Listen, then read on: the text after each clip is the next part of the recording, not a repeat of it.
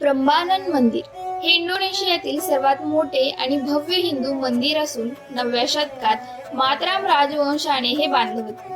हे मंदिर भगवान शिव, विष्णू आणि ब्रह्मा यांना समर्पित आहे आणि यामध्ये त्यांच्या वाहनांसाठी म्हणजेच नंदी, गरुड आणि हंस यासाठी देखील स्वतंत्र मंदिरेही आहेत। यातील मुख्य शिव मंदिर तब्बल 47 मीटर उंच आहे आणि त्याभोवती अनेक लहान मंदिरे आहेत। विशेष म्हणजे मंदिराच्या भिंतीवर रामायण महाकाव्यावर आधारित अप्रतिम शिल्पकला कोरलेली आहे, जी त्या काळातील उत्कृष्ट कारागिरी दर्शवते।